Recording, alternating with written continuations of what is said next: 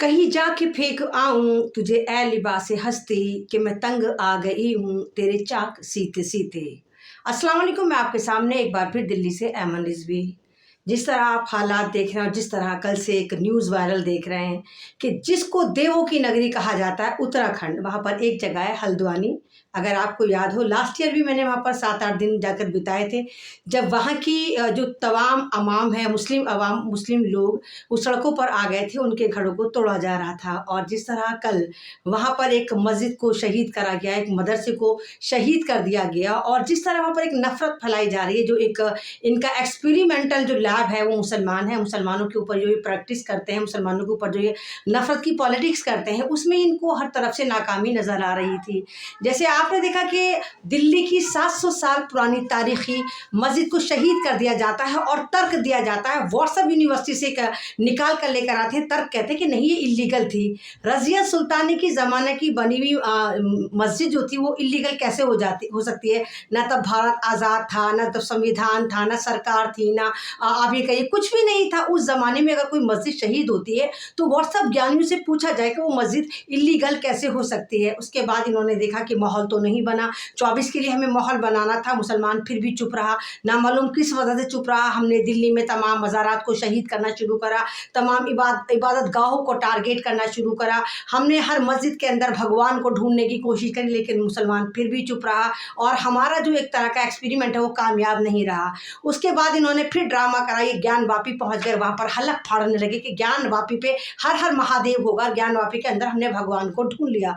वहाँ भी ये ज़्यादा कामयाब नहीं हुए, वो भी वावेला मचाने के बाद ज़्यादा वो हाइप नहीं आ सका। और जो एक एडवांटेज चाहती थी सरकार या ये नफरती चिंटू चाहते थे, वो एडवांटेज नहीं मिला। अब उस एडवांटेज को हासिल करने के लिए इन्होंने देवों की नगरी वहाँ पर उत्तराखंड में इन्होंने दौरा करा। उत्तराखंड में जिस तरह 6 फरवरी को नफरती चिंटू प्रवीण तोगड़िया ने जाकर वहाँ पर नफरत की बातें करी है, मुसलमानों को मारने की और भगाने की बातें करी है, मुसलमानों को जिहादी बताया, उसके बाद पूरा माहौल तैयार कर लिया गया था। और उस माहौल में आगे इसको कोऑर्डिनेट करने के लिए जिस तरह उत्तर प्रदेश के हमारे चीफ मिनिस्टर हैं, उन्होंने तो महाभारत भी कह दिया कि महाभारत हमें कर देना चाहिए, ये जीत की लड़ाई है, जैसे कौरवों और पांडवों में हुई थी। मुझे नहीं मालूम कि कौरव मुसलमान है कि पांडव मुसलमान, उन्होंने बोला, लेकिन पूरा का पूरा माहौल तैयार करा जा रहा था। और जिस तरह हल्द्वानी का मैटर आप देखिए कि सुप्रीम कोर्ट में लटका हुआ है, सुप्रीम कोर्ट में चल रहा है, उसके बावजूद वहाँ पर आनन फानन पूरी की पूरी वहाँ पर एमसीडी के लोग आते हैं और मस्जिद को शहीद कर देते हैं। और मस्जिद शहीद करने के बाद इस खुशफहमी में रहते हैं कि वो मुसलमानों को गालियां देंगे, वो मुसलमानों को मारेंगे और फिर मुसलमान चुप खड़ा रहेगा। हाँ, बाकी मुसलमानों को नहीं कुछ बोलना चाहिए, मुसलमानों को बुलडोजर के आगे आ जाना चाहिए था, मुसलमानों को नहीं करना चाहिए था। मतलब साफ वीडियो वायरल हो रही है जहाँ पर पुलिस वाले भी पथराव करते नजर आ रहे हैं, वहाँ हल्द्वानी की जनता भी पथराव करती नजर आ रही है। लेकिन पुलिस ने जो एक नैरेटिव सेट करा है, पुलिस ने कहा कि नहीं, हमारे ऊपर इन लोगों ने हमारे पथराव करा, उन्होंने हमारे पे पेट्रोल बम मारे।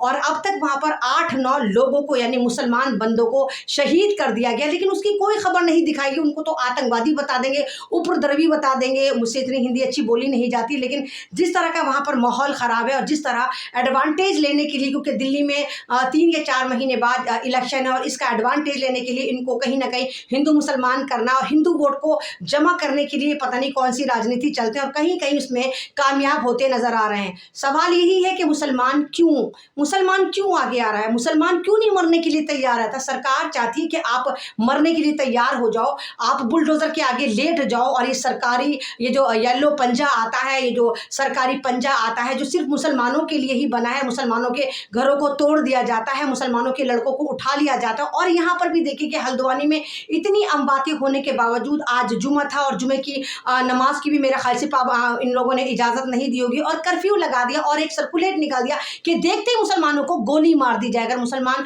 कुछ भी कह रहा तो उसको देखते ही गोली मार दी जाए।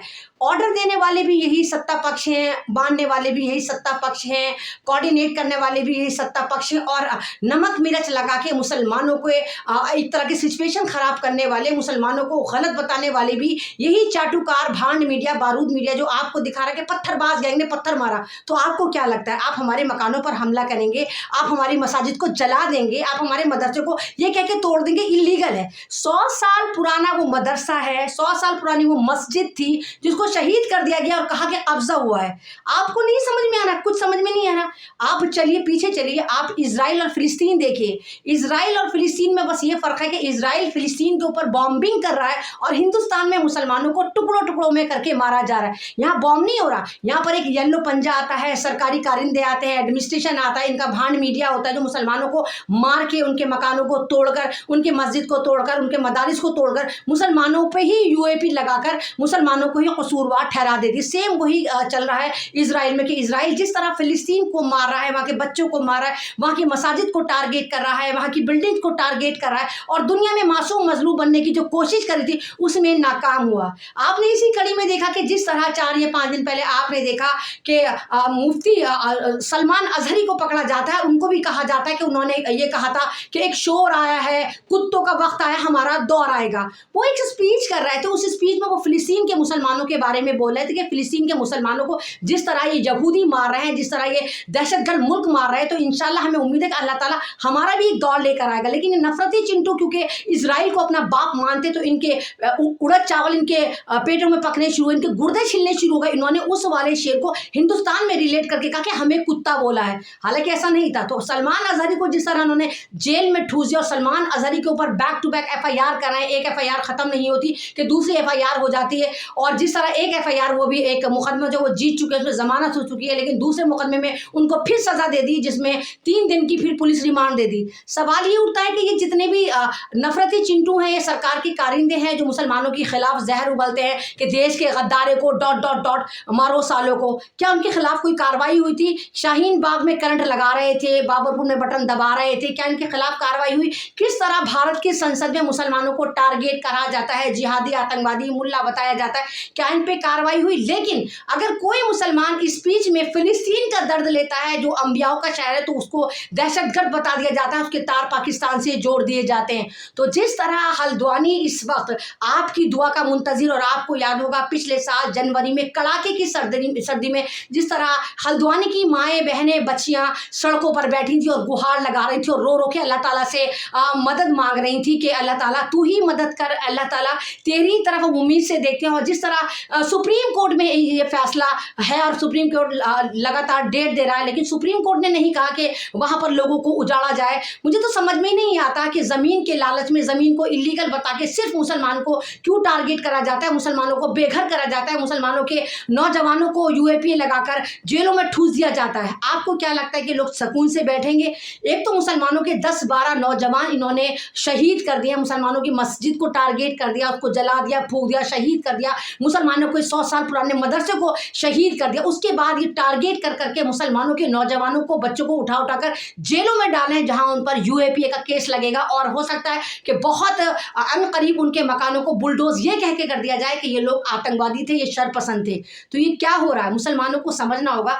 अरे हम मारे जाएंगे, हम शायद मरने के लिए आए, हमारा कोई वाली वारिस नहीं है, हमारा भारत में कोई सुनने वाला नहीं है, हमारी कोई तंजीम नहीं है, हमारा कोई हिंदुस्तान में है ही नहीं। हम हिंदुस्तान के मुसलमान एक ऐसी मिसाल है जो एक ऐसी कश्ती में बैठे जिसका कोई मल्लाह नहीं है, बिना मल्लाह की कश्ती में मुसलमान सवार है, उसको नहीं पता कि पानी के जो एक लहरें हैं वो हमें किस तरफ लेके जाएं, हमारा आने वाला फ्यूचर क्या होगा। लेकिन मैं आपसे फिर भी यही कहती हूँ कि खुदारा अल्लाह को राज़ी करें, खुदारा अल्लाह ताला की तरफ रुजू करें, खुदारा उन मस्जिदों को आबाद करने की कोशिश करें जो आपने बनाई है। नई मसाजिद को बनाने की बाद में सोचना, जो मसाजिद हैं उनको आबाद करें, एक अच्छी लाइफ स्टाइल जिए, अपने बच्चों को बताएं कि हमारे साथ क्या हो रहा है, सादगी की तरफ आएँ, और जितना हो सकता है पत्थरबाजी, अगर ये पेट्रोल पंप मारे गए तो इनसे गुरेज करें। अरे आप सीना कह दें कि यहाँ पे हमें मार दो, क्योंकि हमें उम्मीद है कि आप हमारा हाल फिलिस्तीनों जैसा कर रहे हो, हमें टुकड़ों टुकड़ों में मार रहे हो, आप हमें मारना चाहते हो, हमारे ऊपर एक पॉलिटिक्स कर रहे हो, तो आप हमें मार दो, आप हमारे मकान तोड़ना चाहते हो, तोड़ डालो हमें, लेकिन खुल के कहो कि हम भारत के 40 करोड़ मुसलमानों को मारना चाहते हैं। इस पर ये रोटियां सेकनी बंद करो। और दूसरी तरफ ये जो सरकार कहती है कि सबका साथ सबका विकास है, सब बिल्कुल भी नहीं। अमेरिका की बड़ी बड़ी तंजीमें कह रही है कि भारत में मुसलमानों का धर्म के आधार पर जेनोसाइड हो रहा है। मुसलमान एक ऐसे जिनको टोपी पर, दाढ़ी पर, मदरसे को, मस्जिद को, हिजाब को टारगेट करके ये सरकार लगातार मुसलमानों की दुश्मन बनी हुई। और ये बारूद मीडिया जिस तरह बारूद डाल के मुसलमानों के खिलाफ एक नैरेटिव सजाता है कि मुसलमानों ने पत्थर मारे, पत्थर मारे, पत्थर मारे, पेट्रोल बम मारे। मैं इन मीडिया कर्मियों से पूछती हूँ कि अगर मैं तुम्हारे घरों को तोड़ दूं, तुम्हारे मकानों को आग लगा दूं, क्या तुम मात्र पत्थर नहीं उठाओगे, सामने वालों पर कुछ तो कोशिश करोगे ना बचाने के लिए? आपको पता है कि जब इंसान होता है तो उसको अपनी फैमिली से मोहब्बत होती है, वो अपनी फैमिली को बचाना चाहता है, और उस वक्त उसके हाथ में आप लोगों की तरह तीर त्रिशूल तलवार तो नहीं होते, ना सरकार आप हमारे साथ होती है, तो हमारे पास शायद ऑप्शन जो बचता है वो पत्थर का बचता है। और अगर हम पत्थर मार देते हैं अपनी सिक्योरिटी के लिए, तो ये वीडियोग्राफी करके हमारे मकानों को बुलडोज करते हैं और हमें आतंकवादी बनाने की पूरी तैयारी करते हैं। तो हल्द्वानी के मुसलमानों, हम आपके साथ हैं, और मैं पिछले साल भी आपके साथ ही हूँ। मैंने तमाम वो 10 मसाजिद दिखाई थी जिनको तलवार लटकी हुई थी कि शहीद करा जाएगा, और उनमें से एक मस्जिद, बहुत खूबसूरत मस्जिद को शहीद कर दिया गया। तो आप अल्लाह पे यकीन बनाए रखें। और मैंने भी आज हल्द्वानी के लिए रोज़ा रखा था, और मुझे उम्मीद है कि इंशाल्लाह ताला कोई सुने ना सुने, मेरा परवरदिगार हमारे लिए बेहतर फैसला करेगा, और इंशाल्लाह हमारे लिए भी कोई ना कोई अबाबील आएगी जो भारत में मुसलमानों को सिक्योरिटी दिलाएगी। अल्लाह हाफिज़।